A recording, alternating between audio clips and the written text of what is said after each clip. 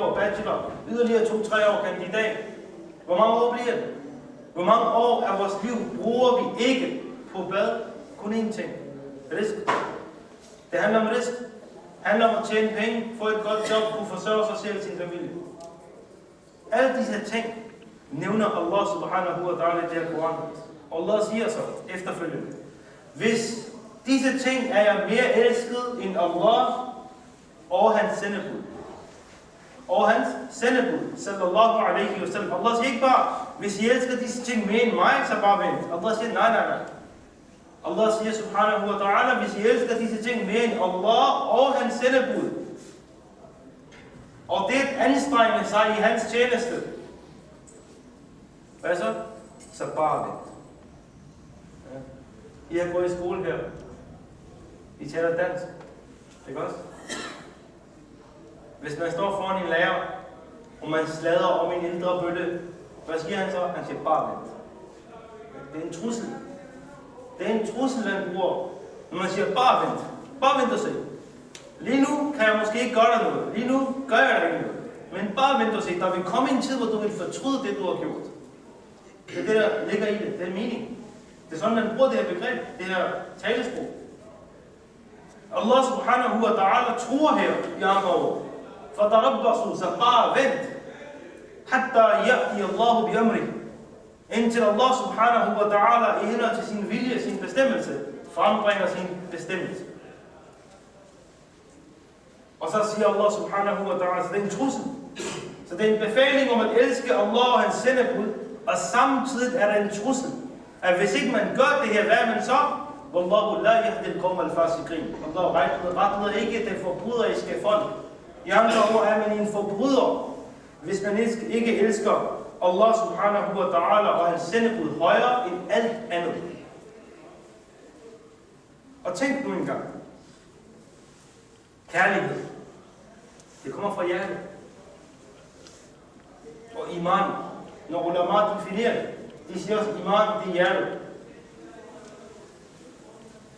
Iqrar bil lisan, tasdiq bil qalb, eller bil janan. Iman er hjertet. Og det udtaler man og bekræfter man med sin tunge og med sine handlinger. Men essensen af iman findes i hjertet. Beviset på det er, som Imam Abu Hanifa rahimahullah, han skriver i Al-Wasiyya. Der skriver han, beviset for at iman er i hjertet, det er, at handlinger kan nogle gange godt blive undskyldt. I nogle situationer kan det være, at en person ikke er i stand til at udføre sine handlinger.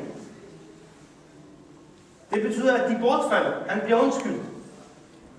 Men der kan aldrig nogensinde være en situation, hvor en person er undskyldt fra at have iman i sit hjerte. Selv hvis man bliver tvunget til at sige noget, som er kufr, så skal man stadig i sit hjerte acceptere sandheden. Og kun med tungen udtale noget for at redde sit liv. Det tæller. Men i sit hjerte er man stadigvæk nødt til at have accepten af Allah og hans sendebud, sallallahu alaihi wa sallam. Så det viser, at iman findes i hjertet. Og hvor findes kærlighed? Kærligheden findes også i hjertet. Det er to sider af samme sag. Det er derfor, Allah subhanahu wa ta'ala har befalet os ikke kun at tro, men også elske profeten sallallahu alaihi wa sallam.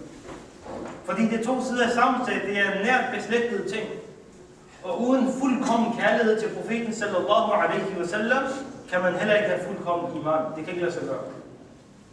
Profeten sallallahu alaihi wa sallam sagde, La yu'minu ahadukum, hatta akuna ahabba ilayhi, min walidihi, wa waladihi, wa nasi ajma'in. Ingen af jer vil have tro. Det er profeten sallallahu alaihi wa sallam tro. Imam Bukhari har berettet den her ord i dag.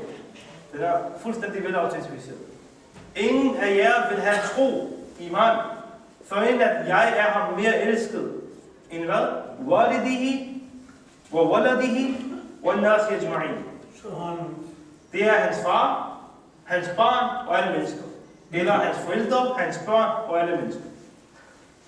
Og i en anden beretning så kommer det, at لَنْ يُؤْمِنَ أَحَدُكُمْ حَتَّى أَكُونَ أَحَبَّ إِلَيْهِ مِنْ نَفْسِهِ. Ingen af jer vil være troende, for at han elsker mig mere end sin egen sjæl. Mere end sin egen sjæl. Og det er en forpligtelse i islam, at man elsker Allah og hans sendebud sallallahu alaihi wa sallam. Og mere end alt andet. Det var to ting. Når vi så får gode nyheder i den her verden, en person består sin eksamen, en person bliver gift, en person får et barn, en person får et godt arbejde. Når alle de her forskellige begivenheder finder sted i vores liv, fejrer vi det så ikke? Hvad? Fejrer folk det ikke? Er der nogen, der siger, det er forbudt at invitere folk på restaurant, eller til god mad, eller et eller andet, når man har fået en søn? Er der nogen, der har sagt, det er bid'ah at uddele med thai, fordi man har fået en søn? De gør det selv. De gør det selv. De folk, som er imod målet, eller milad, de gør det også selv. De giver med thai, jalebi, alle mulige ting, når de får børn. Hvis de består en eksamen, hvis de får en ijaza, hvis de får et godt arbejde, når de bliver gift, walima, hvad er det? Alle de her ting er for at udvise glæde, at udvise tilfredshed, at udvise taknemmelighed overfor Allah subhanahu wa ta'ala. Det er formålet med at udvise glæde. Det er belønninger fra Allah. Allah har givet mig det her, jeg udtrykker tak til Allah ved at invitere folk til mad. Allah har tildelt mig det her, jeg siger tak til Allah ved at gøre noget godt for min familie. Ved at gøre godt for noget, ved at gøre godt for mine venner, mine bekendte. Det er princippet i det. Og alle gør det. Alle accepterer det. Der er aldrig nogen, der har haft noget imod det. Og profeten sallallahu alaihi wa sallam, som er den mest komplette, mest perfekte, som hvis man skulle elske nogen, så findes alle de egenskaber i profeten sallallahu alaihi wa sallam, som er elskværdige. Hvis der er nogen i den her verden, som fortjener, uanset hvad årsagen er, at man skulle elske den person, så er det profeten Muhammad sallallahu alaihi wa sallam mere end alt andet. Både fordi det er en pligt, baseret på Koranens tekst, både fordi det er en pligt, baseret på sunnah, baseret på hadith, og både fordi at alt det, der hedder perfektion, det findes i profeten sallallahu alaihi wa sallam. Det er det, Sayyidina Hassan bin Thabit radiyallahu ta'ala anhu, han sagde.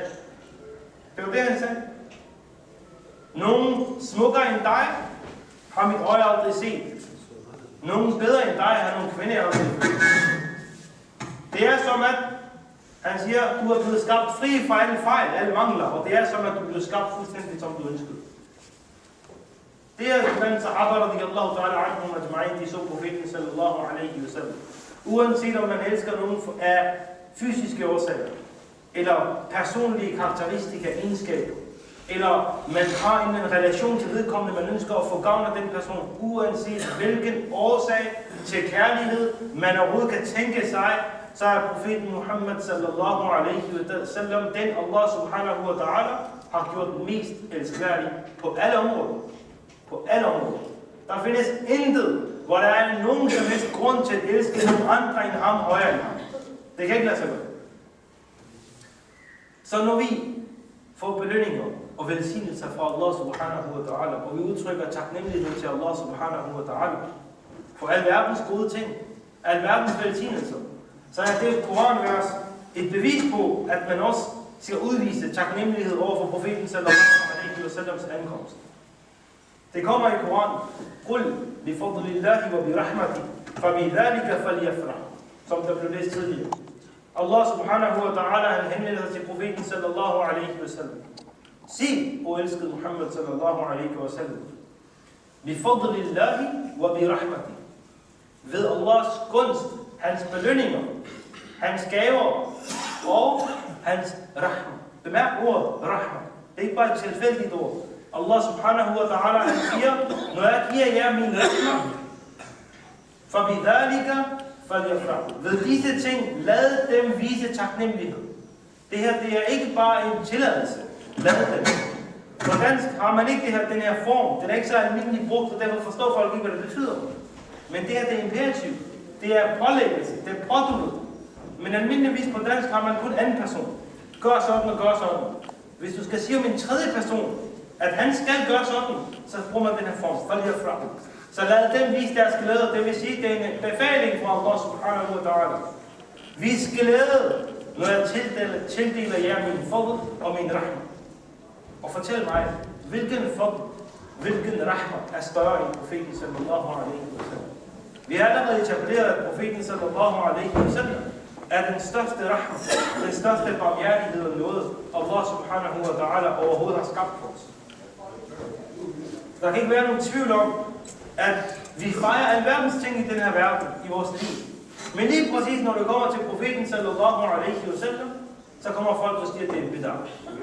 De siger, at det er forkert. Det er noget nyt. Profeten sallallahu alaihi wa sallam har aldrig gjort sådan. Han har aldrig befalet. Hvorfor skal vi så gøre det? Jamen kære brødre og søstre, det er omvendt logik.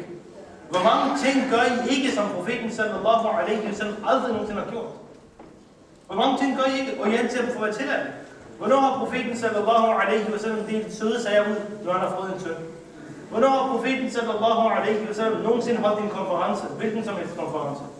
Hvornår har profeten sallallahu alaihi wa sallam nogensinde skrevet en bog? Koranen blev ikke engang samlet i bogform, før Sayyidina Umar radiyallahu ta'ala anhus tid, før Sayyidina Abu Bakr radiyallahu ta'ala anhus tid.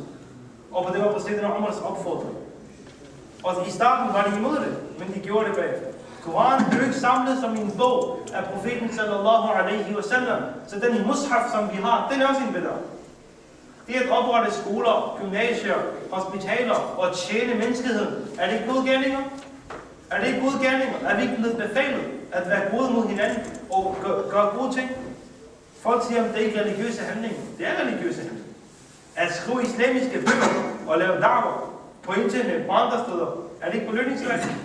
Er det ikke islamisk arbejde? Da'wah, er det ikke islamisk arbejde? Naturligvis.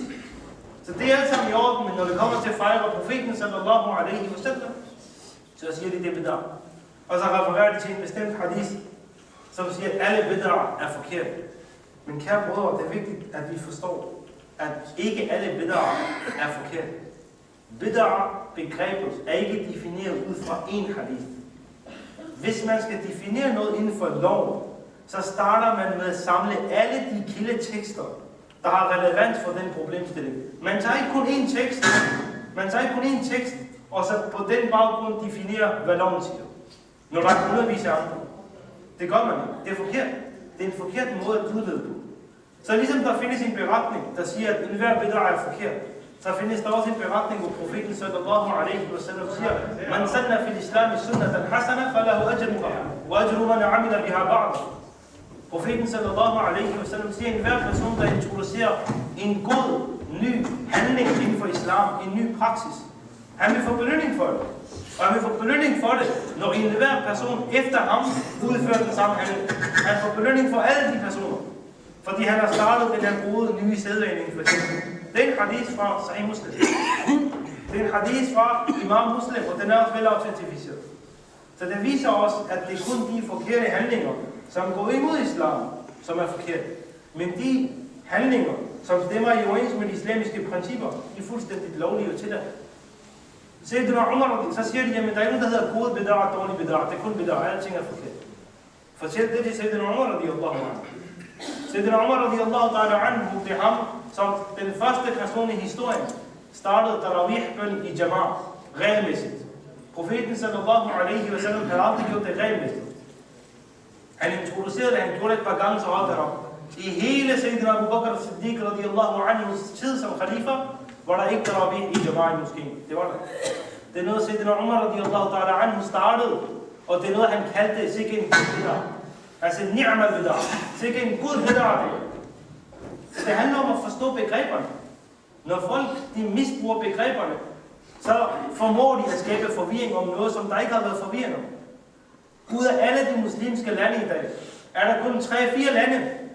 Ellers fejrer man Maulid som national helligdag i alle muslimske lande. Der er kun 3-4 undtagelser. Hele den muslimske verden fejrer Maulid. Det er ikke kun i Pakistan. Det er ikke kun i Indien. Hvis I tager til Tyrkiet, hvis I tager til Irak, hvis I tager til Syrien, hvis I tager til Libanon. Alle muslimske lande, der fejrer man profeten sallallahu alaihi wa sallam fødsel. Og det er sahabas sunnah. Den hadith, som I har hørt fra Sunan al-Nasai, den er også berettet af andre ulama. Den er berettet af Imam Muslim også. Den er også berettet af Imam Muslim. Den er berettet af Imam Ahmad ibn Hanbal, rahmatullahi alayhi. Den er berettet af adskillige ulama. Og bemærk, det kapitel Imam Muslim han har, kapitlets navn, det er Babu ma ja'a fil qawmi yajlisuna fayadhkuruna Allah azza wa jalla wa ma lahum min al-fadl. Han snakker om, hvor fortrinligt det er, at mennesker sidder i fællesskab og taler om Allah og hans velsignelser og belønninger. Det er kapitlets overskrift. Og den hadith, den er velautentifiseret. At den beviser, at sahaba radiyallahu anhum først og fremmest sad i moskeen, uden at profeten havde befalet dem. Profeten havde ikke befalet. Hvis han havde befalet dem, så ville han ikke have spurgt dem, hvad laver I her? Den her hadith, der siger profeten sallallahu alaihi wa sallam, den er berettet af Sayyidina Muawiyah radiyallahu anhu. Han siger, inna Rasulullah sallallahu alaihi wa sallam, kharaja ala halqatin, yani min ashabihi, faqala ma jalasakum. Det er den samme hadith, som I fik præsenteret på engelsk på noget tid siden. Prøv at bemærke dens ordlyd. Profeten sallallahu alaihi wa sallam kom ud i moskeen til en halqa. Og han beretter, han fortæller, yani min ashabihi, det vil sige, sahaba radiyallahu anhu, de sad i en kreds. Og hvad gjorde de så? Profeten sallallahu alaihi wa sallam spurgte dem, hvad har fået jer til at sidde her? Hvorfor sidder I her? Sådan her. Qalu, jalasna nad'u Allah wa nahmaduhu ala ma hadana lidinihi wa manna alayna bika. Sahaba radiyallahu anhu, de svarede, ja Rasulallah, vi sidder her, vi påkalder Allah, vi lovpriser Allah. Hvorfor? Fordi han har retligt os til i forhold til sin din. Han har givet os islam. Og hvordan kom islam? Det er profeten sallallahu alaihi wa sallam. Og de siger også, وَمَنَّ عَلَيْنَا بِكَ. Og at han velsignede os med dig. Og Allah sallallahu alaihi wa sallam. Det er derfor, vi sidder her. Qala, profeten spurgte, Allah, ma jalasakum illa dhalik. Ved Allah sværge, det er kun derfor, I sidder her. Profeten sallallahu alaihi wa sallam bad sahaba om at sværge. Han sagde, ved Allah, sværge, det er kun derfor, I sidder her. Qalu, Allahu ma jalasana illa dhalik. De sagde, vi sværger ved Allah, det er kun derfor, vi sidder her. Og så sagde profeten sallallahu alaihi wa sallam, amma inni. Profeten sagde, hvad angår, hvorfor jeg spørger. Det er ikke fordi, jeg betvivler jer. Det er ikke fordi, det er ikke fordi, jeg er i tvivl, eller mistænker jer for noget. Men Adani Jibrilu alaihi salam fakhbarani anna Allah azza wa jalla yubahi bikumul malaika. Præcis det, som jeg fik præsenteret. Men Jibril er kommet til mig, og han har fortalt mig, at Allah subhanahu wa ta'ala omtaler jer med sin tilfredshed for englen. For englen, Allah åbenbarer til englen sin tilfredshed over jer, det som I sidder her og laver. Så det er sahaba radiyallahu anhums praksis. Og bemærk her, en ting, de sad i en kreds i en moské. Nummer 2, profeten havde ikke befalet dem at gøre det.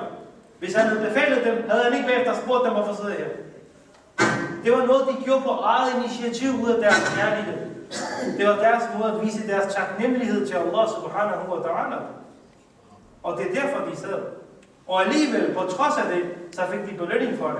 Og de blev lovet, at Allah subhanahu wa ta'ala omtaler jer med sin tilfredshed hos englen.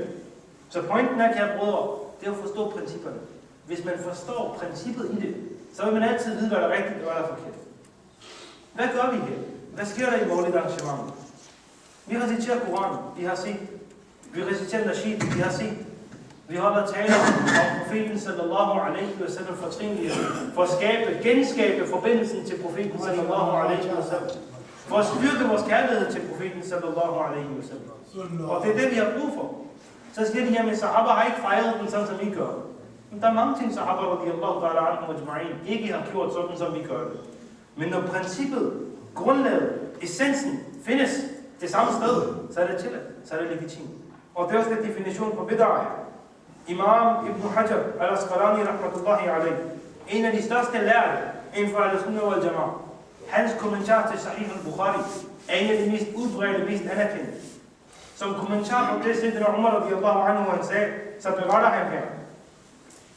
Han siger her, wal bid'ah, han siger, asluha ma ahdatha ala ghayri mithalin sabit. Bid'ah, det er det, som bliver etableret, uden at der er et præcedens, uden at det er noget, som er sket på samme måde førhen. Så siger han, وَتُطْلَقُ فِي شَرْعِ مَا مُقَابَلِ السُنَّةِ فَتَكُونُ مَذْمُومًا. Og inden for shara, så bruger man det på to måder. Den ene måde, det er, hvis det går imod en sunnah handling. Og hvis det gør det, så er det madhmuma, så er det forkert. Men siger han, tahqiq. Men han siger undersøgelse, nærmere studier, viden inden for det her, det etableret, som vi er enige om inden for al-Sunnah wal Jama'ah, det er, at hvis den kommer ind under noget, som er mustahsan, noget som er tilladt inden for i loven, noget som er ophøjet, fortrinligt, anbefalelsesværdigt inden for sharia, så siger han, fahiyya hasana, så kan den være rigtig god, så kan den være god, prisværdig, man kan få belønning for det. وإن كانت مما تندرج تحت مستقبل, hvis det er noget, som kommer ind under det, som er ækelt, afskyeligt, forkert, haram, makruh osv., så tager den hukum under det. Fahiyya, så siger han, så tager den ind under den hukum. Men hvis ikke den gør det, for illa fahiyya min qismin mubah. Ellers kan den også være bare et almindeligt tilladt. Noget, som er fuldstændig tilladt inden for islam. Er det tilladt at køre i bil? Er det tilladt at køre på motorcykel? Er det tilladt at køre i bus? Det er tilladt. Det er ikke haram, det er ikke wajib, det er ikke for, men det er tilladt. Og så siger de, men det er kun religiøse bid'ah, som er forkert. Den reference må de gerne komme med så. De folk, der siger sådan, siger, hvor står det hen, at det kun er religiøse. Fordi den hadith, de refererer til, den siger kullu bid'ah, en hver. Så hvis man skal tage den bogstavelige betydning, så må man også tage religiøse, såvel som ikke religiøse bid'ah. Så kan man ikke selv fra sin egen side komme med opdelinger og specifikationer og begrænsninger og begrænsninger. Det er ikke lovligt inden for islam, at man begynder at lave loven ud fra sin egen lyster. Så er spørgsmålet, hvem er disse folk? Muslimer har igennem næsten 1000 år fejret profeten sallallahu alaihi wasallams milad. Næsten et år 1000, plus minus. Hvornår har man lige pludselig indset, at det er blevet forkert? Og bemærk det, når jeg siger 1000 år. Hvis I går tilbage i historien og kigger på de store lærtes fatwa fra hver eneste tid, folk som Ibn Kathir, folk som Ibn Hajar, folk som Imam Jalaluddin Suyuti og andre, igennem hele historien har de givet fatwa på fatwa på fatwa om, at det er tilladt. Det er anbefalet. Og det er ikke pakistanere, det er ikke Barelvi ulama. Det er lang tid før Allah havde kommet til. Det er ulama, som er nogle af de største lærte i historien. Det er nogle af de største lærte i hele islams historie, som har givet fatwa på, at det er tilladt og lovligt. Og de har selv praktiseret. Så hvornår kom den her fitna, hvor folk begyndte at sige, at jamen, det er forkert, det er bid'ah? Hvornår er det, at det lige pludselig bliver til bid'ah? Det er den gruppe, den sekt, som man kalder Khawarij. I dag kan I genkende dem på de her mennesker, som i Mellemøsten er i gang med at slå muslimer ihjel. Dem man kalder Daesh, Al-Qaida, Jabhat al-Nusra, alle de her grupper og sekter, de har samme grundlæggende ideologi. Og hvad er den grundlæggende ideologi? Det er, at de følger en person, der hedder Muhammad ibn Abdul Wahhab al-Najdi. Det er den person, som de følger, som har startet den her fitna. Jeg nævner en hadith for jer, hvor profeten sallallahu alaihi wasallam forudsagde, at der vil komme en sådan person, som vil skabe fitna. Den her hadith er berettet af Imam Bukhari. Kitabul Fitan. Imam Bukhari han beretter i sin bog, han har et kapitel, der hedder Kitabul Fitan. Fitan, det er flertal for fitna. Problemer, uro, ufred, kaos. Det var det refereret til. Den er berettet af Sayyidina Umar bin al-Khattab radiyallahu ta'ala anhu. Han siger, قال ذكر النبي صلى الله عليه وسلم اللهم بارك لنا في شامنا اللهم بارك لنا في يمننا قالوا وفي نجدنا قال اللهم بارك لنا في شامنا اللهم بارك لنا في يمننا قالوا يا رسول الله وفي نجدنا فأظنه قال في الثالثة هناك الزلازل والفتن وبها يطلع قرن الشيطان. Profeten sallallahu alaihi wasallam lavede dua for hvad? Allahumma barik lana fi shamina, Allahumma barik lana fi yamanina. Profeten lavede dua for to lande, to områder. Sham, og det er det, man i dag kalder Syrien, Libanon, Palæstina, de her områder. Det er Bilad Sham. Profeten lavede dua for dem, Allahumma barik lana fi shamina. Og så lavede han dua for Yemen. Yemen ligger i den sydlige del af den arabiske halvø. Profeten sallallahu alaihi wasallam lavede Allahumma barik lana fi yamanina. Allah velsigne os i vores Yemen. Der var der en gruppe mennesker, de sagde, ja Rasulallah, også Najd. Profeten ignorerede dem fuldstændigt. Hvorfor skulle profeten ikke lave dua for Najd? Tænk engang. Det er rahmatan lil alamin, og han afviser at lave dua for Najd. Prøv at tænke på, hvad det betyder. Og de sagde det 2 gange, han siger, de sagde det 3 gange. Den 3. gang, så sagde profeten sallallahu alaihi wasallam derfra, det vil sige fra Najd, så vil der komme jordskælv og fitnaer, og fra derfra vil satans horn rejse sig. Den hadith, Sahih al-Bukhari, Kitab al-Fitr. Endnu en hadith. Muwatta Imam Malik. Han beretter, rahmatullahi alayhi, profeten sallallahu alayhi wa sallam sagde, Yakhruju fikum qawmun tahqiruna salatakum ma'a salatihim, wa siyamakum ma'a siyamihim, wa amalakum ma'a amalihim, yaqra'una al-Qur'ana wa la tujawizu hanajirakum. وَلَا يُجَاوِزُ حَنَاجِرَكُمْ يَمْرُقُونَ مِنَ الدِّينِ. Profeten sallallahu alaihi wasallam omtaler de her mennesker. Bemærk, profeten siger, en gruppe af mennesker vil opstå blandt jer. Blandt jer. Profeten snakker ikke om kuffar, eller mushrikin, eller ahlul kitab, eller nogle andre grupper, sekter, religioner, eller buddhister, eller hinduister. Profeten sallallahu alaihi wasallam siger, en gruppe vil opstå blandt jer. Og deres bønner vil være sådan, deres faste, deres handlinger vil være sådan, at de vil se ned på jeres egne handlinger i forhold til deres. De beder så meget, de fester så meget, de gør så mange gode gerninger. Men profeten sallallahu alaihi wa sallam siger, at de vil recitere Koran, men den vil ikke gå længere ned end deres hals. Den vil ikke gå længere ned end deres halse, og de vil gå ud af religion. De vil gå ud af religion, ligesom en pil passerer igennem et bytte. Og profeten sallallahu alaihi wa sallam beskriver det. Han siger, I vil se på den pil, der vil ikke være spor af, at den har været igennem det bytte. Det betyder, at de her mennesker vil gå ud af religion på en sådan måde, at der vil ikke være nogen, som er spor af religion og spor tilbage på dem. Det var det betyder. Den hadith, Imam Malik rahmatullahi ta'ala alayhi har berettet i sin muwatta. Imam Shafi'i sagde, efter Koranen er der ingen bog mere autentisk end Imam Maliks muwatta. Det er en sahih hadith.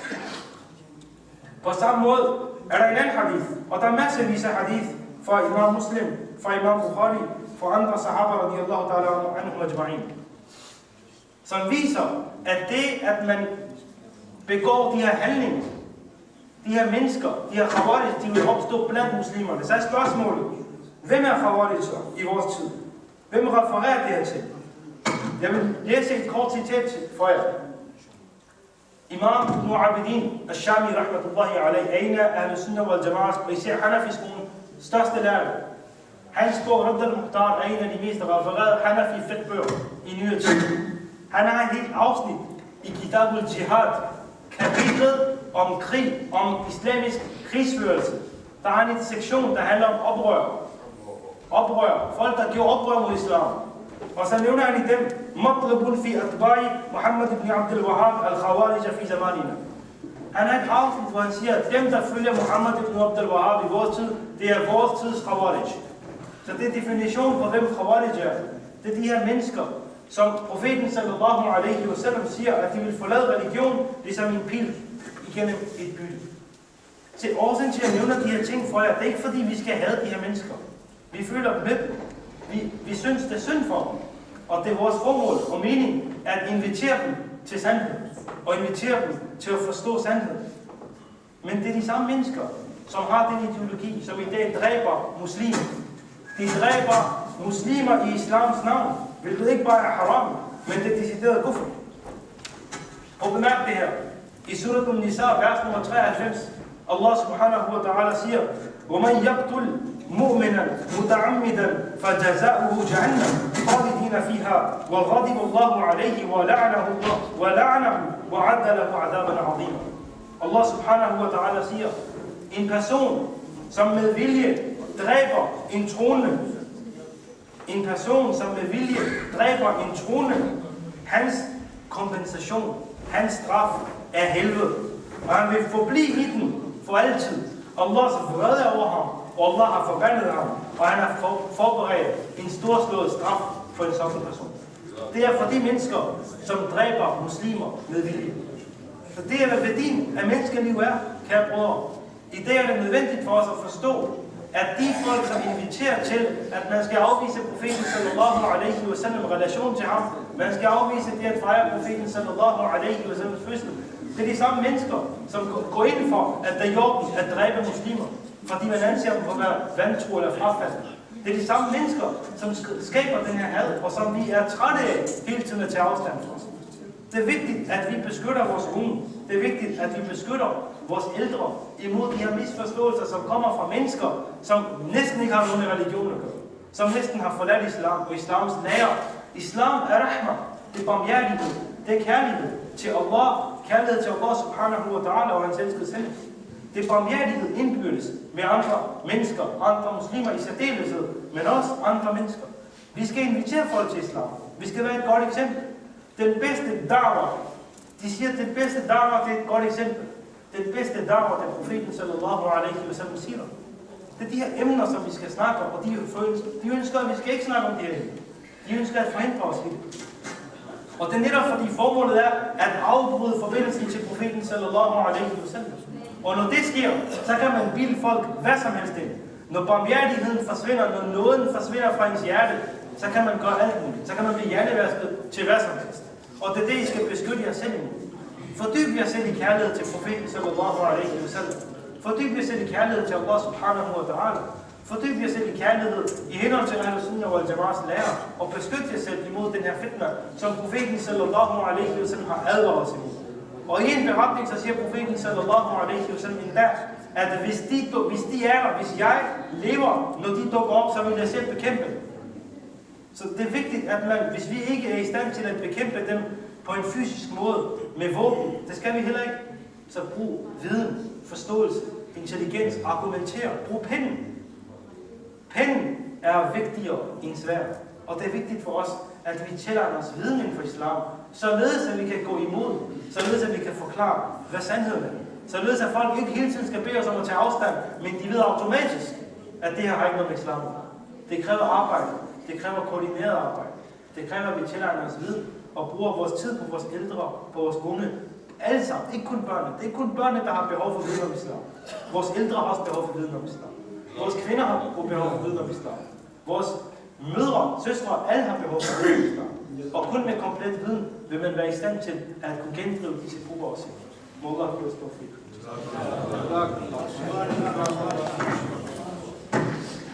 ماشاءاللہ بڑے خوبصورت انداز میں اپنا پیغام آپ تک پہنچا رہے تھے حضرت علامہ مولانا محمد عمران منیر صاحب.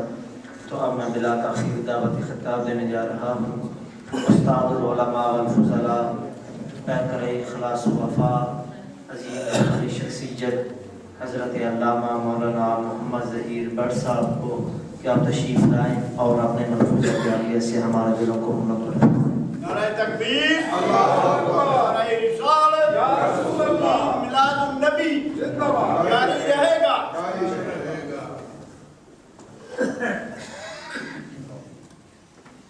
بسم اللہ الرحمن الرحیم. نحمده ونصلي ونسلم على رسوله الكريم. اما بعد فاعوذ بالله من الشیطان الرجیم. بسم اللہ الرحمن الرحیم. ورفعنا لك ذکرک. آمنت باللہ صدق اللہ العظیم وصدق وبلغنا رسوله النبی الکریم الامین.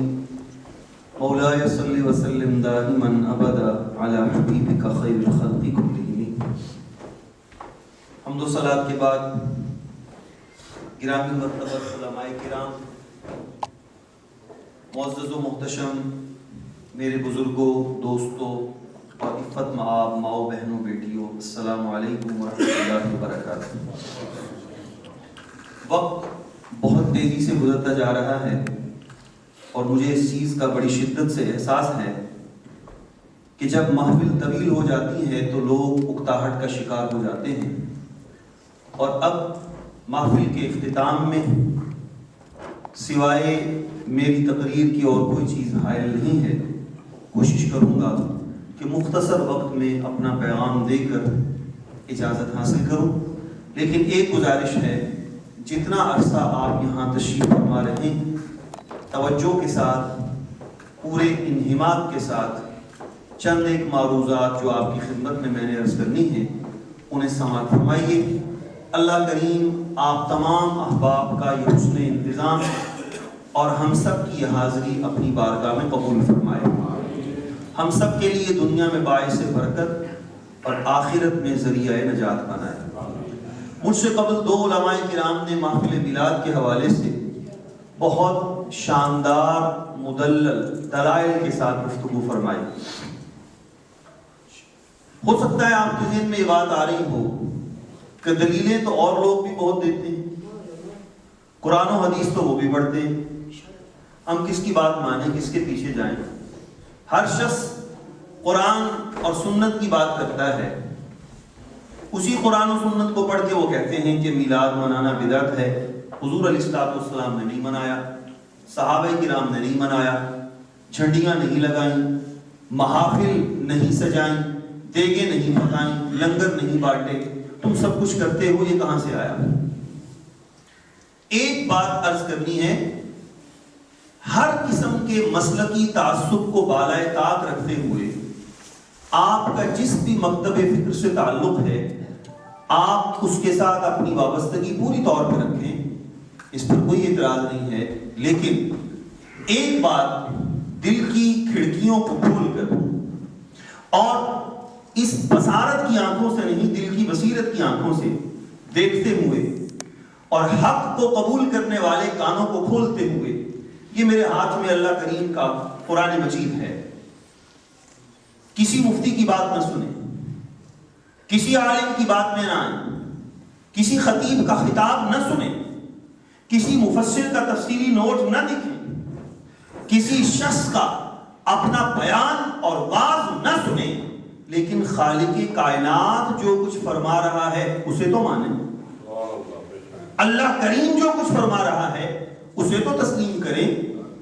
اور خالق کائنات نے اپنے کلام لا ریب کے اندر اپنے محبوب کے قلب مبارک پر جو پیغام نازل کیا ہے اس پیغام کو تو مانیں، اس میں کسی مفسر کا اپنا تفصیلی نوٹ نہیں ہے، اور کسی چرس زبان، فصیح اللسان، بلیغ البیان عالم دین کا جوش خطابت نہیں ہے، یہ خالق کائنات کا فرمان ہے۔ 16واں پارہ سورہ مریم آیت نمبر 15، نبی کے میلاد کا دن، جس دن نبی دنیا میں تشریف لائیں، وہ دن عام دن ہوتا ہے یا خاص دن ہوتا ہے؟ قرآن سے پوچھتے ہیں۔ نبی جس دن دنیا میں تشریف لائیں، جس کو آپ یہاں پر فیوسس ڈے کہتے ہیں، برتھ ڈے کہتے ہیں، وہ پیدائش کا دن، جس دن نبی دنیا میں جلوہ گر ہوں، کیا وہ دن عام دنوں کی مانند دن ہے یا اس کی کوئی خاص اہمیت ہے؟ یہ قرآن سے پوچھتے ہیں۔ قرآن کے لفظوں پر آپ نے غور کرنا ہے، قرآن کا ایک ایک لفظ اور اس کا ترجمہ دل کے گہرائیوں میں بٹھانا ہے، پھر قرآن آپ کو یہ فیصلہ کر دے گا کہ اللہ کے نبی کی ولادت کا دن کیسا دن ہے۔ قرآن مجید سامنے رکھ کر پڑھ رہا ہوں، اللہ کریم کا کلام۔ اعوذ باللہ من الشیطان الرجیم، بسم اللہ الرحمن الرحیم، وسلام علیہ یوم ولد، وسلام علیہ یوم ولد، 4 ورڈ اس کے اندر ہیں، سلام علیہ یوم ولد۔ اللہ کریم نے اپنے پیارے نبی حضرت یحییٰ علیہ السلام کا ذکر کرتے ہوئے فرمایا، سلام ہو علیہ، اس یحییٰ پر سلام ہو، یوم وہ دن کہ جس دن ولیدہ وہ پیدا ہوئے۔ قرآن نے کیا کہا؟ اللہ کے نبی جس دن پیدا ہوئے اس دن ان پر بولیے کیا ہو؟ سلام ہو۔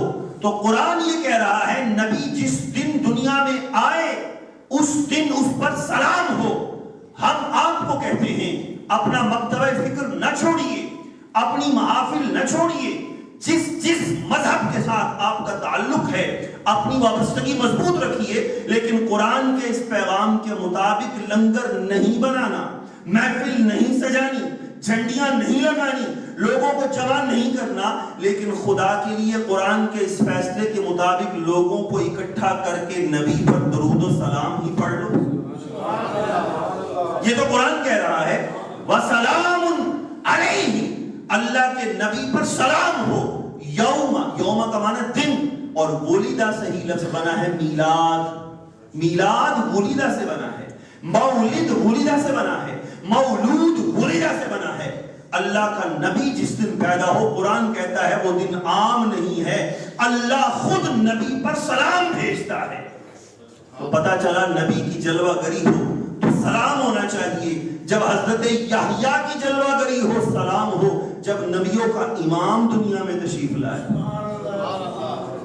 جب نبیوں کے امام دنیا میں تشریف لائیں, جب رسولوں کے خاتم دنیا میں تشریف لائیں, تو پھر کیوں نہ ان پر سلام ہو. بس یہ پیغام ہے جو میں نے عرض کرنا تھا. دلائل آپ نے سن لیے, دلائل کی کمی نہیں الحمدللہ, لیکن یہ بات ضرور ذہن میں بٹھا لیجئے, اپنے دل پر ہاتھ رکھ کر مجھے جواب دیجئے, جس نبی کا کلمہ پڑھا ہے اس نبی کا ذکر کرنے کے لیے امتی کو دلیل کی ضرورت ہے؟ ذرا بتائیے مجھے, جس نبی کا کلمہ پڑھا ہے اس کا ذکر کرنے کے لیے بھی امتی کو دلیل کی حاجت ہو کہ کریں کہ نہ کریں؟ اللہ اکبر. ارے میں اور آپ نے کیا کرنا ہے؟ خالق کائنات خود فرماتا ہے ان اللہ وملائکتہ یصلون علی النبی, بے شک اللہ اور اس کے فرشتے نبی پر مسلسل درود بھیج رہے ہیں. میں نہیں کرتا, کیا فرق پڑے گا؟ آپ نہیں کرتے, کیا فرق پڑے گا؟ زمین و آسمان کی ساری مخلوق نہیں کرتی, کیا فرق پڑے گا؟ اللہ کریم خود فرماتا ہے میں نے اپنے محبوب کو محمد بنایا ہے. قابل غور ہے یہ بات, صلی اللہ علیہ وسلم. اللہ کریم کا نام قرآن میں حمید آیا, علماء تشریف فرمائیں. حمید قرآن مجید میں اللہ کریم کا جو صفاتی نام ذکر کیا وہ حمید. حمید کا معنی وہ ذات جس کی تعریف کی جائے, اور اپنے محبوب کا نام رکھا محمد صلی اللہ علیہ وسلم. لفظ محمد میں لفظ زیادہ ہیں, اور علماء فرماتے ہیں کہ کثرت لفظ کثرت معنی پر دلالت کرتا ہے. جس ورڈ کے حروف زیادہ ہوتے ہیں اس میں معنی بھی زیادہ ہوتا ہے. اسی لیے حمید کا معنی ہے جس کی تعریف کی جائے, اور محمد کا معنی جس کی بار بار تعریف کی جائے. اب آپ سوچیں گے یہ کیا ہوا؟ اللہ کریم کے لیے خالی حمید اور حضور علیہ السلام کے لیے محمد. ذرا سنیے, علماء فرماتے ہیں آقا کریم صلی اللہ علیہ وآلہ وسلم کے لیے لفظ محمد اور اپنے لیے حمید کا انتخاب, اس کی ہزارہا حکمتیں ہو سکتی ہیں, لیکن ان میں سے ایک حکمت یہ ہے کہ ساری کائنات مل کر اللہ کی حمد کرتی ہے. ساری کائنات مل کر بولیے اللہ کی حمد کرتی ہے. ساری کائنات کرتی ہے اللہ کی حمد, لیکن یہ کائنات کبھی کبھی اس میں جو جن و انس ہیں, جو مخلوقات ہیں, وہ کبھی دنیا کے کاموں میں مصروف ہو جاتے ہیں, دنیا کے معاملات میں مصروف ہو کر ان کے حمد کا انداز بدل جاتا ہے. کبھی حمد کرتے ہیں کبھی نہیں کرتے. اللہ کریم کی حمد کائنات کی ہر چیز کرتی ہے, جمادات, نباتات, حیوانات, زمین و انسان کی ہر مخلوق کرتی ہے. لیکن انسانوں کی طرف سے حمد کے سلسلے میں کبھی کبھی انقطاع ہو جاتا ہے, وہ سلسلہ رک جاتا ہے, وہ سلسلہ رک جاتا ہے. لیکن اللہ نے اپنے محبوب کے لیے یہ آیت اتار کر بتا دیا, اے لوگوں تم میری حمد سے بے شک رک جاؤ, میں تو بے نیاز ہوں, مجھے کوئی فرق نہیں پڑے گا, لیکن میں نے اپنے محبوب کو محمد بنایا ہے. تم حمد کرو یا نہ کرو, میں اور میرے فرشتے تو نبی پر درود بھیج رہے ہیں. بتائیے میں اور آپ مل کر اس محفل میں درود نہ پڑھیں تو کیا حضور پر اترنے والی رحمتوں میں کمی آ جائے گی؟ سرکار پر نازل ہونے والے درود میں کمی آ جائے گی؟ اللہ فرماتا ہے ان اللہ وملائکتہ, اور اس میں یہ ذکر نہیں کیا کہ کب بھیجتا ہے. علماء فرماتے ہیں ہمیشہ اللہ کریم اپنے محبوب پر درود بھیج رہا ہے, اللہ کریم اپنے محبوب پر ہر آن رحمت نازل کر رہا ہے. اور پھر بات قرآن و سنت سے کریں تو اس پر بے شمار دلائل ہیں, لیکن آئیے میں آپ کو مفکر پاکستان علامہ محمد اقبال رحمۃ اللہ تعالی علیہ کی بارگاہ میں لے چلوں. اس شخص سے پوچھتے ہیں بتاؤ اے اقبال تم نے قرآن و سنت کو پڑھ کے اس سے کیا نتیجہ نکالا؟ تیری تو ساری تعلیم دنیا کے اداروں میں ہوئی, دنیا کے کالجز میں, یونیورسٹیز میں تو پڑھا, تو کسی مدرسے کا مولوی نہیں ہے, تجھ پر ملا کا لیبل نہیں ہے, تو کوئی خطیب نہیں ہے, بتا تو نے قرآن و سنت سے محبوب کی شان کو کیا سمجھا؟ تو اقبال کہتا ہے محبوب کی شان تو براء البراء ہے, میرا عقیدہ یہ ہے, میرا ایمان یہ ہے کہ خیرہ نہ کر سکا مجھے جلوائے دانش فرنگ, سرما ہے میری آنکھ کا خاک مدینہ و نجف.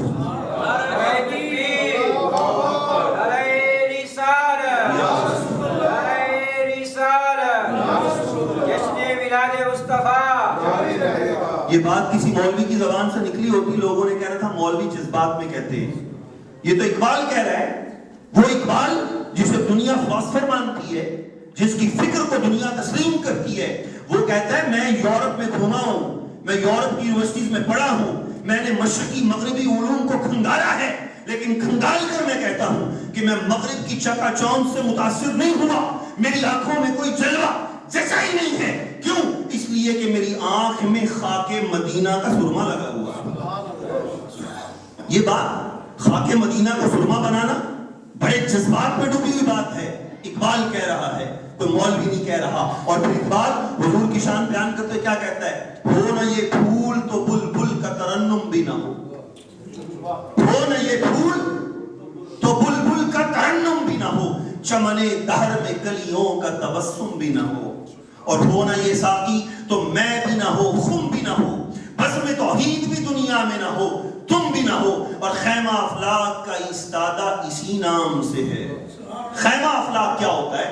یہ جو مسجد ہے نا، اس کی ایک چھوٹی سی چھت ہے، یہ کھڑی ہے، اس پر 4-5 ستون ہیں. ان ستونوں کے سہارے یہ چھت کھڑی ہے. اقبال کہتا ہے یہ آسمانوں کا اتنا بڑا سائبان، اتنی بڑی چھت کھڑی ہے، نیچے کوئی ستون نظر نہیں آتا، کوئی پلر نظر نہیں آتا، سہارا دینے والی کوئی ٹیک نظر نہیں آتی. اقبال کہتے آؤ میں تجھے بتاؤں وہ ٹیک ہے، پر وہ عشق کی آنکھوں سے نظر آتی ہے. وہ ٹیک ایسی ٹیک نہیں، وہ سہارا ایسا سہارا نہیں جیسے دنیا کا سہارا ہوتا ہے. اقبال کہتا وہ سہارا ہے کیا؟ خیمہ افلاک کا استادہ اسی نام سے ہے، نبض ہستی تپش آمادہ اسی نام سے ہے. اقبال کہتے ہیں اگر یہ آسمان کھڑا ہے تو محمد عربی کے نام کے صدقے سے کھڑا ہے صلی اللہ علیہ وسلم. اگر یہ آسمان نہیں ٹوٹ پڑتا، اگر آسمان سے پتھروں کی بارش ہم پر نہیں ہوتی، خدا کی قسم ہمارے کرتوتوں کے نتیجے میں اگر ہماری شکلیں مسخ ہو جاتی، اگر ہم زمین میں دنسا دیے جاتے، اگر آسمان سے پتھر برستے، اگر ہم زمین میں غرق کر دیے جاتے تو بچا تھا. لیکن میں اور آپ اور کل کائنات اگر بچی ہے تو نہ میری نمازوں سے، نہ آپ کی نمازوں سے، نہ کسی کی تبلیغ سے، نہ کسی کے جہاد سے، نہ کسی کے تقوی و طہارت سے، نہ کسی کے روزے سے، نہ کسی کی تبلیغی کوششوں سے. اگر یہ کائنات بچی ہے تو محمد عربی کے صدقے سے بچی ہے. ایمان کے نہیں؟ قرآن کی آیت ہے وَمَا كَانَ اللَّهُ لِيُعَذِّبَهُمْ وَأَنْتَ فِيهِمْ. مفسرین فرماتے ہیں وہ کفار، وہ کافر، حضور کے دین کے دشمن غلاف کعبہ کو پکڑ کے یہ کہنے لگے اِذْ قَالُوا اللَّهُمَّ إِنْ كَانَ هَذَا هُوَ الْحَقَّ مِنْ عِنْدِكَ فَأَمْطِرْ عَلَيْنَا حِجَارَةً مِنَ السَّمَاءِ أَوْ ائْتِنَا بِعَذَابٍ أَلِيمٍ. کافر غلاف کعبہ کو پکڑ کے کہتے ہیں اللہم، اے اللہ، ان کان ھذا ھو الحق، اگر وہ پیغام جو یہ دے رہے ہیں محمد عربی صلی اللہ علیہ وسلم، اگر یہ پیغام سچ ہے تو ہم نہیں مانتے. اب چیلنج کے انداز میں اتنی جرأت، اتنی بے باکی، چیلنج کے انداز میں کہتے ہیں اے اللہ اگر یہ تیرا پیغام حق ہے ہم نہیں مانتے. فامطر علینا حجارۃ من السماء، آسمان سے پتھر برسا دے ہم پر. اب ائتنا بعذاب علیم، یا دردناک عذاب دے کے ہمیں مٹا دے، ہم نہیں مانیں گے. اتنا تشدد، اتنی انتہا پسندی، اس قدر جرأت و بے باکی. رب فرماتا ہے محبوب ان کو بتا دو اگر ان کو میں بچا رہا ہوں تو اس میں ان کا کمال نہیں ہے، اے محبوب انہیں اس لیے بچا رہا ہوں کہ تو ان میں موجود ہے. وَمَا كَانَ اللَّهُ لِيُعَذِّبَهُمْ وَأَنْتَ فِيهِمْ. اور آج میں اور آپ اور کل کائنات اگر بچی ہے، اگر عذاب آ کر ہمیں جڑوں سے نہیں ختم کر رہا، پچھلی امتوں کی مانند ہم صفحہ ہستی سے نہیں مٹائے جا رہے، تو یہ میرا اور آپ کا کمال نہیں ہے، یہ آمنہ کے لال کا کمال ہے. پھر ہم جشن منا رہے ہیں، لوگ کہتے ہیں نمازوں پہ زور دو، روزوں پہ زور دو، ارکان اسلام لوگوں کو بتاؤ، لوگوں کو دین کی باتیں سکھاؤ. لوگ نماز میں سستی کرتے ہیں، غفلت کرتے ہیں، انہیں بتاؤ. ہم کہتے ہیں ضرور بتاتے ہیں. ہم مانتے ہیں کہ نماز دین کا بنیادی ستون ہے، ہم مانتے ہیں نماز کی بڑی اہمیت ہے، لیکن تمہیں یہ بھی بتا دیں وہی نماز کام آتی ہے جو محمد عربی کی غلامی پہ پڑھی جاتی ہے۔ اقبال کہتا ہے شوق تیرا اگر نہ ہو میری نماز کا امام، یا رسول اللہ صلی اللہ علیہ وسلم شوق تیرا اگر نہ ہو میری نماز کا امام، میرا قیام بھی حجاب، میرا سجود بھی حجاب۔ میں رب کی بارگاہ میں قیام کر کے کھڑا ہو جاؤں یا سجدہ کر کے ماتھا ٹیک دوں، مجھے کچھ نہیں ملے گا، حجاب ہی حجاب ہے، پردے ہی پردے ہیں، رکاوٹیں ہی رکاوٹیں ہیں۔ یا رسول اللہ رکاوٹیں کب اٹھیں گی؟ جمال خداوندی کا نظارہ کب ہوگا؟ قرب خداوندی کب ملے گا؟ اقبال کہتا ہے قرب خداوندی تب ملے گا جب دل میں حضور کا عشق اور محبت ہو۔ شوق تیرا اگر نہ ہو میری نماز کا امام، میرا قیام بھی حجاب، میرا سجود بھی حجاب۔ حضور سے پیار کرنا میری اور آپ کی ضرورت ہے، حضور کی نہیں، صلی اللہ علیہ وسلم۔ حضور سے پیار کرنا میری آپ کی ہم سب کی ضرورت ہے، حضور کو ضرورت نہیں ہے۔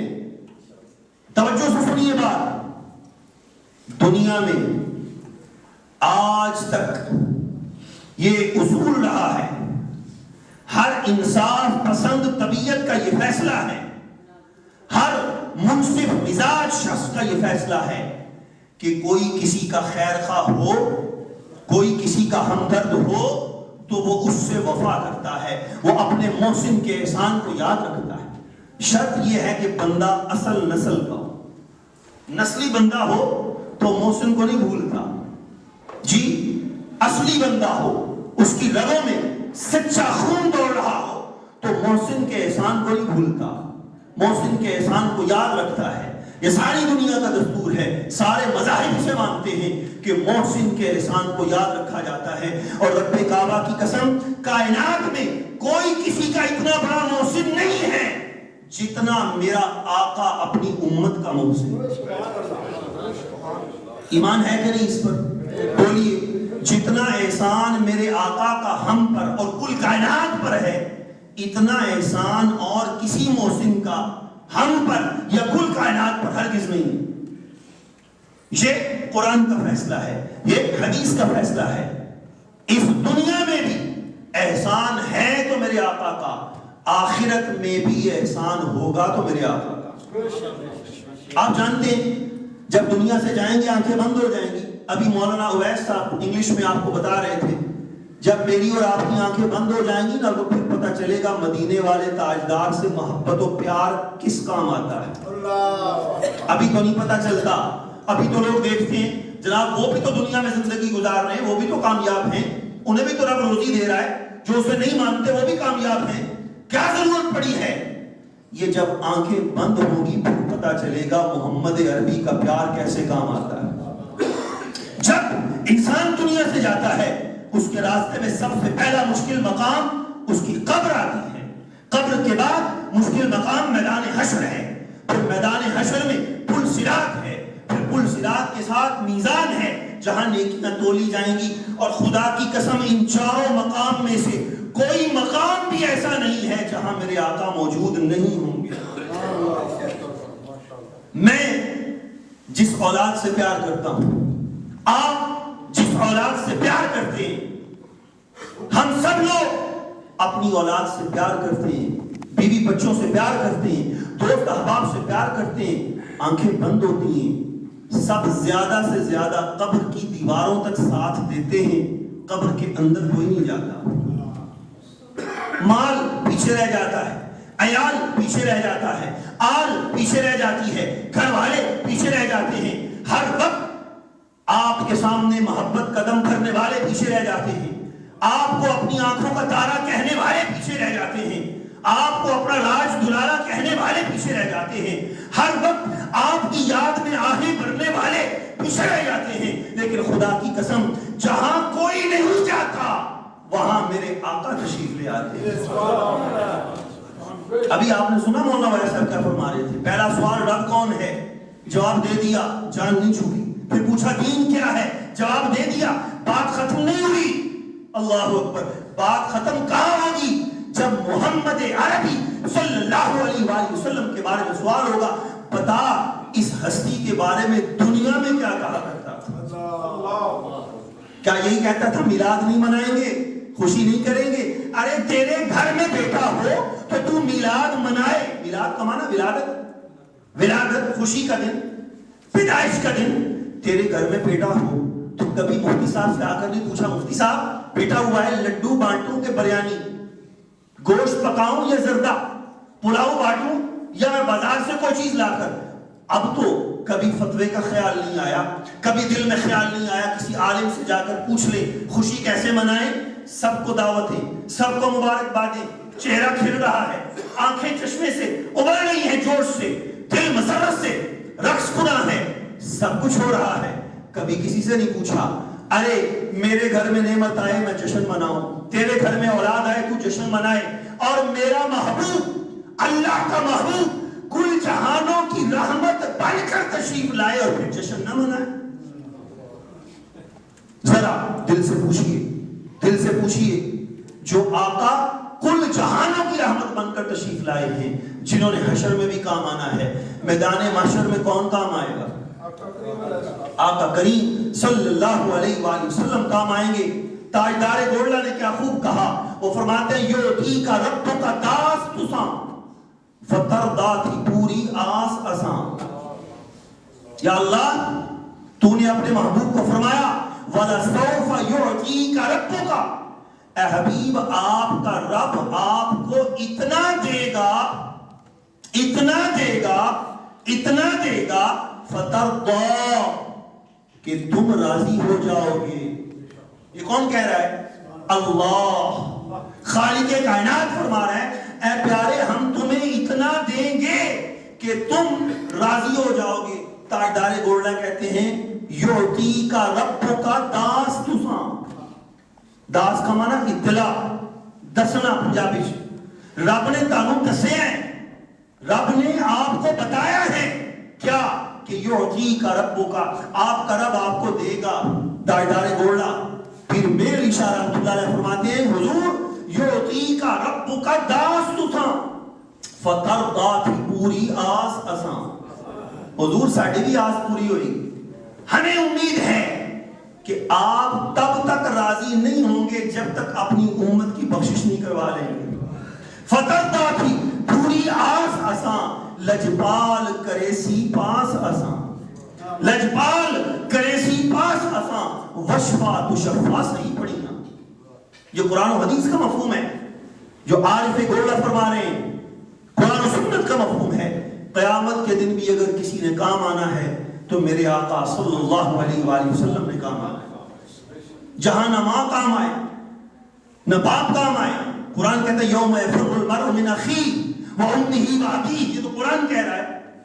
باپ اپنی اولاد سے، ماں اپنی اولاد سے، شوہر اپنی بیوی سے، بھائی اپنے بھائی سے جان چھڑائے گا. سب بھاگیں گے جب کوئی بھی کام نہیں آئے گا. جشن مناؤ نبی کا، جب کوئی کام نہیں آئے گا میرے آقا کام آئے گا. کیوں نہ خوشی کا اظہار کریں. میں نے پہلے عرض کیا انسان وفا کرتا ہے اپنے محسن سے، انسان وفا کرتا ہے اپنے ہمدرد سے، اپنے خیرخواہ سے. میرے آقا سے بڑھ کر تو کوئی خیرخواہ نہیں. جب دنیا میں تشریف لائے تو رب حبلی امتی کہتے ہوئے پیدا. حضور دنیا میں تشریف لائے تو یہ میرے آقا کا معجزہ ہے. جو ہی تشریف لائے اپنا سر انور سجدے میں رکھا اور رب کی بارگاہ میں اپنی امت کی دعا فرمائی. سرکار معراج پر اللہ کے قرب خاص میں گئے، وہاں بھی اپنی امت کی بخشش کی دعا. حضور گنبد خضرا میں آرام فرمانے، وہاں بھی اپنی امت کی بخشش کی دعا. اور قیامت کے دن جب نفسا نفسی کا عالم ہوگا، سگے بھی جان چھڑائیں گے، اس وقت بھی حضور اپنی امت کی بخشش کے لیے ہر مقام پر موجود ہوں گی. کبھی پل صراط پر، کبھی میزان پر، کبھی نامہ اعمال کے کھلنے کے مقام پر، کبھی حوض کوثر کے جام بھر بھر کے پلائیں گے. کیا وفا نہ کریں اس نبی سے جو وہاں کام آئے گے جہاں کوئی کام نہیں آئے گا. ارے سوچ تیرے دل کو کیا ہو گیا، تیرے فتووں کا رخ کدھر ہو گیا. کہتا نبی کی یاد میں محفل نہ سجاؤ، نبی کی یاد میں محفل نہ سجائیں. جس نبی نے دنیا میں بھی کام آنا ہے آخرت میں بھی کام آنا ہے. نماز کی بات کرتی ہے، نماز پڑھو نماز پڑھو. یہ دیکھیں مسجد کا وہ ہے کعبے کی سمت، وہ ہے محراب۔ آخری بات کر کے گفتگو مکمل، وقت بہت ہو گیا۔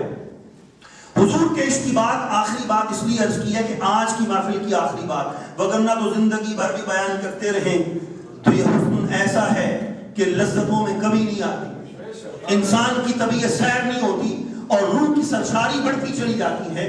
عرض کر رہا ہوں نماز نماز نماز پڑھو جی، نماز کی تاکید کرو جی۔ یہ جو قبلہ ہے، یہ قبلہ کیسے ملا؟ جس قبلے کو منہ کر کے میں اور آپ نماز پڑھتے ہیں، نماز کا بھی اگر سیکھنا ہے نا الحمدللہ تو علماء اہل سنت ہی بتائیں گے نماز کی حقیقت کیا ہے۔ نماز کے لیے منہ کدھر کرتے ہیں؟ قبلہ کی جانب۔ اگر بجائے ادھر منہ کرنے کے ادھر کر لیں نماز ہو جائے؟ نہیں ہوگی۔ یہ قبلہ مجھے آپ کو ساری دنیا کے 1.5 ارب مسلمانوں کو ملا۔ کیسے ملا؟ بولیے کیسے ملا؟ یہ میرے آقا کی دعاؤں کے صدقے سے ملا ہے، میرے آقا کی خواہش کے صدقے سے ملا ہے۔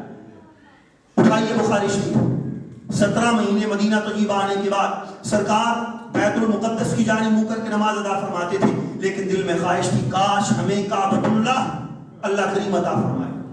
اسی خواہش میں سرکار اپنا چہرہ انور آسمان کی طرف اٹھا کر دیکھتے، اللہ کریم نے اپنے محبوب کے چہرے اٹھانے کو محفوظ کر لیا۔ فرمایا قد نرا تقلب وجہک فی السماء، اے پیارے تم بار بار اوپر آسمان کی جانب دیکھ رہے ہو کہ کعبہ کی تبدیلی کا حکم نازل ہو جائے، تم چہرہ اٹھا کر اوپر دیکھتے ہو، ہم تمہارا چہرہ اٹھانا دیکھ رہے ہیں۔ تم اوپر دیکھتے ہو، ہم تمہیں دیکھتے ہیں، تمہارا چہرہ اٹھا کر دیکھنا ہم دیکھ رہے ہیں۔ کون کہتا ہے؟ اللہ کریم فرماتا ہے، اور پھر کیا فرمایا؟ فَلَنُوَلِّيَنَّكَ قِبْلَةً تَرْضَاهَا، اے پیارے وہی قبلہ تمہیں دیں گے جو تمہاری مرضی ہو۔ کون سا قبلہ دیں گے؟ بولیے جو تمہاری مرضی ہوگی، قبلہ وہی دیں گے۔ پھر کیا ہوا؟ مدینہ طیبہ میں، بات مختصر کر رہا ہوں، مدینہ طیبہ میں مسجد قباء ہے، بہت ساری مساجد ہیں، مساجد 5 ہیں، مساجد 7 ہیں، وہاں پر ایک مسجد قبلتین بھی ہے۔ اللہ کریم سب کو زیارت عطا فرمائے، بار بار ادب کے ساتھ، جو حضور کے امتی ہیں سب کو بار بار حرمین طیبین کی حاضری عطا فرمائے۔ اس مسجد قبلتین میں حضور نماز پڑھا رہے ہیں۔ اسے قبلتین کیوں کہتے ہیں؟ 2 قبلوں والی مسجد۔ پہلا قبلہ بیت المقدس جو فلسطین میں یہودیوں کے قبضے میں، دوسرا قبلہ جو کعبۃ اللہ ہے مکہ المکرمہ میں۔ حضور نماز پڑھا رہے ہیں، ظہر کی عصر 2 فرض ہو گئے، 2 باقی ہیں، 2 فرض ہو گئے، 2 باقی ہیں، نماز جاری ہے۔ حالت نماز میں رب نے جبریل کو بھیجا وحی دے کر کہ اے جبریل جا اور میرے محبوب کو میرا یہ پیغام سنا دے، فَوَلِّ وَجْهَكَ شَطْرَ الْمَسْجِدِ الْحَرَامِ، اے محبوب اپنا چہرہ بیت المقدس سے موڑ کر کعبۃ اللہ کی جانب کر لو۔ یا اللہ سوچیے اس مقام ہر مسجد کا یہ دستور ہے، ہر مسجد کا، دنیا میں کہیں ہو، وہاں نماز کا جو ٹائم ہوتا ہے وہ نمازیوں کو بتا کر رکھا جاتا ہے۔ آج نماز 6:30 بجے، آپ چاہتے ہیں کہ کل کو 7 بجے کر دی جائے تو نمازیوں کو 1 دن پہلے بتاتے ہیں، آگاہ کرتے ہیں، جناب کل سے عشاء کی جماعت 7 بجے ادا کی جائے گی انشاءاللہ۔ نمازی مطمئن ہو جاتے ہیں، انہیں پتہ چل جاتا ہے۔ اگر نہ بتایا جائے لوگ اگلے دن امام کو پوچھیں گے جناب آپ نے ہمیں کل بتایا نہیں، نماز کا وقت چینج کر دیا۔ نماز کا وقت چینج کرنا ہو تو 1 دن پہلے بتانا ضروری ہے۔ یہاں تو قبلہ چینج کیا جا رہا ہے، یہاں تو قبلہ بدلا جا رہا ہے۔ یا اللہ انتظار کر دیا جاتا، صحابہ کرام کو ہفتہ پہلے بتا دیا جاتا، مہینہ پہلے بتا دیا جاتا، یا 1 دن پہلے بتا دیا جاتا، یا یہ بھی نہیں تو کم از کم 1 نماز پہلے بتا دیا جاتا، ظہر ادھر پڑی ہے عصر ادھر پڑنی ہے۔ یا اللہ یہ بھی نہیں تو جو نماز جاری تھی وہی پوری ہو جاتی، 4 رکعتیں پوری ہو جاتی، سلام پھیر دیا جاتا، پھر بتایا جاتا کہ اب قبلہ بدل گیا ہے، آئندہ نماز ادھر پڑھنی ہے۔ لیکن یہ عین 2 رکعتیں ہوئی، 2 رکعتیں باقی ہیں، یا اللہ اب حکم نازل کیا، اس کی وجہ کیا ہے؟ تو رب کائنات کا جواب ہی آئے گا کہ اے محبوب نماز میری عبادت ہے، میری عبادت بعد میں پوری ہوگی، تیری مرضی پہلے پوری ہوگی۔ نعرہ تکبیر، نعرہ رسالت، نعرہ رسالت، نعرہ رسالت۔ رب نے اپنی عبادت بعد میں کمپلیٹ کروائی ہے۔ یہ بات کوئی مبالغہ نہیں ہے، کوئی قصہ کہانی نہیں ہے، افسانہ نہیں ہے، ایک سچ ہے۔ اٹھا کر دیکھیے قرآن و حدیث، 2 رکعتیں ادھر 2 رکعتیں ادھر، نماز بعد میں پوری ہو رہی ہے، محبوب کی خواہش اور مرضی پہلے پوری ہو رہی ہے۔ جس محبوب کی مرضی کا رب اتنا خیال رکھتا ہے، رب اتنا پیار کرتا ہے، قرآن میں جا بجا جلوے بکھرے ہوئے ہیں۔ اگر ان آیات کوئی پڑھا جائے، ان احادیث کوئی پڑھا جائے تو وقت ختم ہو جائے گا، لیکن قرآن و حدیث کا وہ بیان مکمل نہیں ہو سکتا۔ گرامی کے سامعین، ہم خوش نصیب ہیں، اللہ کریم کی بارگاہ میں دعا گو ہیں کہ اے مالک، تو نے اپنے حبیب کا امتی بھی بنایا اور اپنے حبیب سے عشق محبت اور پیار بھی سکھایا۔ امتی تو بہت ہیں، امتی تو بہت ہیں، لیکن وہ امتی جو اپنے آقا کا وفادار ہو، جو اپنے آقا سے پیار کرے۔ اب آخری بات، لوگ کہیں گے کیا وفاداری یہ نہیں ہے کہ آقا کے حکم کو مانا جائے؟ یہ بھی وفاداری ہے، لیکن یاد رکھیے اس وفاداری کا جذبہ پیدا کرنے کے لیے دنیا کا اصول ہے، جس ہستی کی بات منوانی ہو اس ہستی سے عشق اور پیار پہلے سینے میں ڈالا جاتا ہے۔ اگر پیار دل میں آ جائے تو اس ہستی کی باتیں ماننا آسان ہو جاتا ہے۔ اگر پیار نہ آئے، دیکھیے بادشاہ ہے، وہ کوئی آرڈر جاری کرتا ہے، لوگ اس کے آرڈر کو مانتے ہیں لیکن پیٹھ پیچھے گالیاں دیتے ہیں۔ کیوں؟ اس لیے کہ اس بادشاہ کی تعظیم دل میں نہیں ہے۔ آرڈر تو مانتے ہیں، مجبوری ہے، کیا کریں، حاکم کا حکم ہے، لیکن وہ حاکم کا حکم اگر سروں پر نافذ نہ ہو، دل میں راج کر جائے تو پھر اس کی بات کا ماننا آسان ہو جاتا ہے۔ ہم اہل سنت عشق و محبت کا پیار اس لیے بانٹتے ہیں، یہ سوغات اس لیے تقسیم کرتے ہیں کہ اگر حضور کا پیار دل میں آ گیا، آقا علیہ السلام کی سچی محبت دل میں آ گئی، تو پھر آپ کے ارشادات پر عمل کرنا بھی آسان ہو جائے گا۔ اور اگر یہ پیار نہ آیا، یہ محبت نہ آئی، تو قرآن و سنت کی بے شمار آیات ہیں کہ حضور کے پیار کے بغیر رب فرماتا ہے میرے حبیب کی بارگاہ میں اتنی سی بے ادبی کی نا کہ صرف آواز اونچی کی، تو قرآن اٹھا کر دیکھیے، اللہ فرماتا ہے میں تمہارے سارے عمل ضائع کر دوں گا۔ میں نہیں دیکھوں گا تم نے روزے کتنے رکھے ہیں، نمازیں کتنی پڑھی ہیں، حج کتنے کیے ہیں، تلاوتیں کتنی کی ہیں۔ فرمایا ان تحبط اعمالکم وانتم لا تشعرون، تم سے سارے عمل ضائع کر دوں گا اور تمہیں اس کی خبر بھی نہیں ہوگی۔ اللہ کریم جل وعلا میری آپ کی ہم سب کی حاضری اپنی بارگاہ میں قبول فرمائے، آمین وآخر دعوانا الحمدللہ۔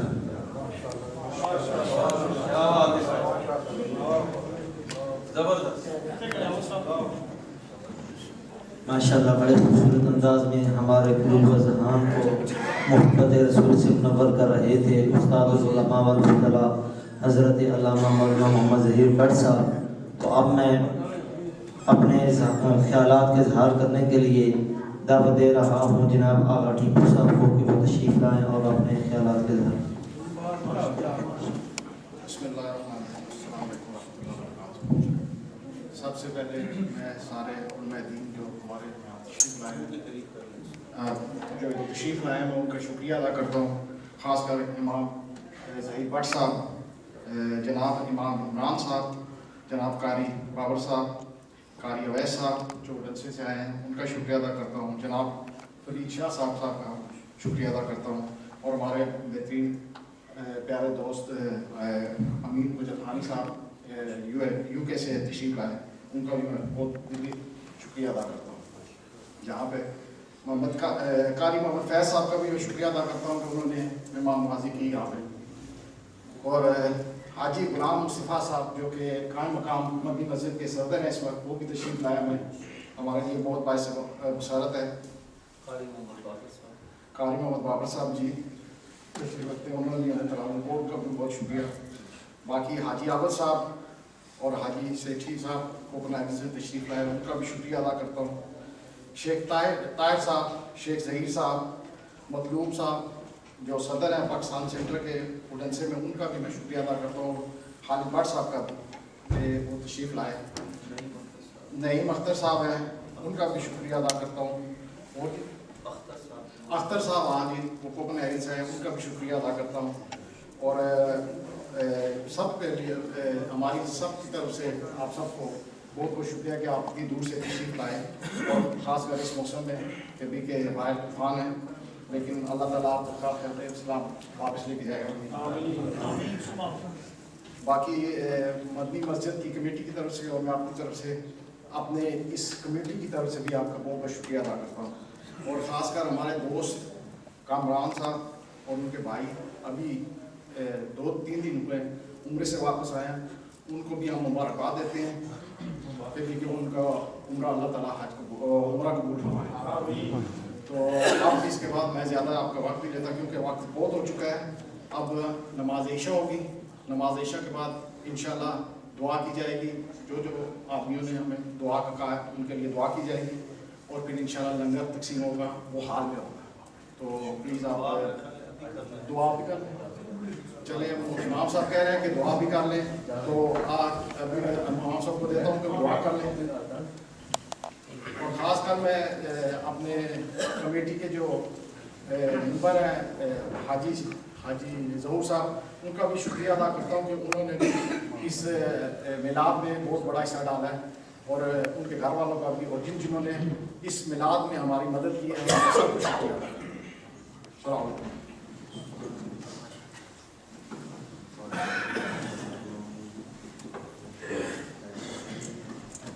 یہ ایک فہرست مجھے دی گئی ہے ختم پاک میں, جو آپ احباب نے لنگر کے علاوہ کلام پڑھنے کی صورت میں حصہ ڈالا ہے. 330 مرتبہ سورہ مزمل شریف, 1,30,000 مرتبہ پہلا کلمہ شریف, ماشاءاللہ, 1.25 مرتبہ آیت کریمہ, 5 قرآن مجید مکمل اور 10 پارے اس کے علاوہ. اور ایک ہماری بہن ہے حلیمہ سعدیہ, ان کا نام ہے, پاکستان سے انہوں نے 1.5 لاکھ مرتبہ درود پاک پڑھ کے آج کی محفل کے لیے بھجوایا ہے. اللہ کریم ان تمام سرکار کے غلاموں کو, سرکار کی کنیزوں, اللہ کریم اپنی بارگاہ سے اپنی شان کے مطابق اجر و ثواب عطا فرمائے, دارین کی کامیابیاں عطا فرمائے. خصوصی دعا کے لیے جناب مرزا طارق صاحب بیمار ہیں, ان کے لیے آپ سے اپیل کی گئی ہے دعائے صحت کے لیے. ان کے دل کا آپریشن ہے, خصوصی دعاؤں میں یاد رکھیں. حاجی ظہور صاحب, ان کے لیے بھی انہوں نے خصوصی لنگر میں حصہ ڈالا ہے, ان کے لیے دعا فرمائیں. ناصر رزاق شیخ صاحب, ان کے لیے دعا کی درخواست ہے. راجہ جمیل صاحب, ان کے والد اور ان کی والدہ کے لیے دعا ہے. اور اس کے علاوہ سرکار کے جتنے غلام اور کنیز اس محفل میں بیٹھے ہیں, ہم سب کے لیے دعا کریں گے. اللہ کریم سب کی حاضری قبول فرمائے. الحمدللہ رب العالمین, والصلاة والسلام علی سیدنا ومولانا محمد وعلى آلہ واصحابہ اجمعین. ربنا آتنا فی الدنیا حسنۃ وفی الآخرۃ حسنۃ وقنا عذاب النار. الہ العالمین, آج کی اس محفل پاک میں تلاوت قرآن مجید, نعت رسول مقبول صلی اللہ علیہ وسلم, صلاۃ و سلام تام محضر کا اہتمام, علماء کرام کے مواعظ حسنہ, اور جتنا کلام مجید پڑھ کر الہ العالمین میری دل کیا گیا, اس سب کو تیری پاک بارگاہ میں پیش کرتے ہیں, قبول فرما. اس کا اجر و ثواب حضور نبی کریم صلی اللہ علیہ وسلم کی بارگاہ بے کسبنا میں ہدیۃ عقیدۃ پیش کرتے ہیں, قبول فرما. آپ کے وسیلہ جلیلہ سے تمام انبیاء و مرسلین علیہم الصلوۃ والتسلیم کی پاک بارگاہ میں پیش کرتے ہیں, قبول فرما.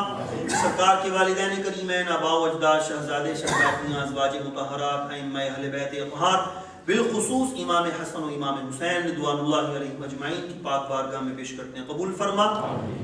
تمام صحابہ, تمام تابعین, تبع تابعین رضوان اللہ علیہم اجمعین کی پاک بارگاہ میں پیش کرتے ہیں, قبول فرما. تمام شہدائے اسلام, ملت اسلامیہ کے تمام مفسرین, محدثین, ائمہ مجتہدین, بزرگان دین, علماء, اصفیاء, اذکیاء, سعداء, شہداء, تمام صوفیاء, تمام سلسلوں کے اولیاء, تمام حفاظ و قراء, تمام علماء و مشائخ اہل سنت, تمام پیران نظام, سب کی پاک بارگاہ میں پیش کرتے ہیں, قبول فرما. الہی بالخصوص ہم حاضرین کے جتنے عزیز و اقارب, مرد, عورتیں, چھوٹے بڑے, صاحب ایمان اس دنیا سے گئے، الہی ان سب کی روحوں کو پیش کرتے ہیں، قبول فرما۔ الہ العالمین سب کو اپنے جوار رحمت میں جگہ عطا فرما۔ یا رب العالمین اس محفل پاک میں ہمارے جن بھائیوں نے بہنوں نے لنگر پکانے میں، بنانے میں، تقسیم کرنے میں، اس محفل پاک میں جس حوالے سے جس نے حصہ لیا، الہ العالمین سب کی حاضری قبول فرما، سب کو دارین کی کامیابی عطا فرما۔ الہی آج کی محفل کے توسل سے، ذکر محبوب کے توسل سے ہم سب کی نیک جائز مرادیں پوری فرما۔ یا رب العالمین ہمارے لبوں پر جو دعائیں ہیں یا سینوں میں ہیں، سب کی دعاؤں کو شرف قبولیت عطا فرما۔ تمام مریضوں کو تندرستی عطا فرما، بالخصوص جن مریضوں کے لیے کہا گیا انہیں شفا کلی عطا فرما۔ سب بے اولادوں کو نرینہ اور صالح اولاد عطا فرما۔ بے اولادوں کو الہ العالمین اپنا خصوصی لطف و کرم نصیب فرما۔ تمام تر بے اولادوں کے گھر میں، ان کی جھولیوں میں نرینہ اور نیک اولاد نازل فرما۔ الہ العالمین اولاد کو ماں باپ کا مطیع اور تابع فرمان بنا۔ یا رب العالمین سب بے روزگاروں کو حلال روزگار عطا فرما۔ الہ العالمین جو ماں باپ اپنی بچیوں اور بچوں کے رشتے کے متعلق فکر مند ہیں، الہ العالمین ان کے اس فکر کو دور فرما، ان کے لیے نیک صالح اور اچھے رشتے پیدا فرما۔ الہ العالمین جو نوجوان اپنی گھریلو زندگی کے متعلق پریشان ہیں، ان کی پریشانیاں دور فرما، خوشگوار زندگی عطا فرما۔ الہی سرکار کی تمام امت کی خیر فرما، کل ملت اسلامیہ کی خیر فرما، تمام اسلامی ملکوں میں امن و امان قائم فرما۔ الہ العالمین بالخصوص ہمارے پیارے وطن ملک پاکستان اور اہل پاکستان کی خیر فرما۔ یا رب العالمین ہماری افواج پاکستان کو دہشت گردوں کے خلاف آپریشن ضرب عزم میں کامیابی عطا فرما۔ ہمارے ملک سے دہشت گردی اور انتہا پسندی کا خاتمہ فرما۔ الہی آج جو ہمارے وطن میں کل جو حادثہ ہوا، پنڈی کے اندر جو دھماکہ ہوا، الہی اس میں جو شہید ہوئے انہیں شہادت کا رتبہ عطا فرما۔ یا رب العالمین ہمارے ملک کے اندر چپے چپے سے دہشت گردوں اور ان کے سرپرستوں کی اور جو لوگ اس کے اندر انوالو ہیں، الہ العالمین سب کا خاتمہ فرما، ہمارے ملک کی حفاظت فرما۔ الہی یورپ میں بسنے والے مسلمانوں کی خیر فرما۔ الہی ہمارے بوڑھوں، جوانوں، مردوں، عورتوں، بچوں سب کی خیر فرما۔ ہمیں حضور نبی کریم صلی اللہ علیہ وسلم کی سچی محبت، کامل اطاعت اور غلامی پر زندہ رکھ اور اسی پر موت عطا فرما۔ الہ العالمین ہمارے ثنا خوان، سرکار کی ثنا خوانی کرنے والے، قرائے کرام، علماء کرام، دین کی خدمات سر انجام دینے والے، یا رب العالمین ان سب کو صحت، تندرستی، ایمان کی سلامتی، عزت و آبرو کے ساتھ لمبی زندگی عطا فرما۔ الہ العالمین ہمیں ہمیشہ سرکار کی نوکری پر زندہ رکھ اور اسی پر موت عطا فرما۔ اللہم ربنا تقبل منا هذه الادعیۃ والحفلۃ مع جماعۃ المسلمین بوسیلۃ سید الانبیاء واشرف المرسلین صلی اللہ تعالی علی حبیبہ سیدنا و مولانا محمد وعلی آلہ وصحبہ۔ تمام احباب مسجد کی جانب تشریف لائیں، اذان ہوگی، اس کے بعد جماعت اور اس کے بعد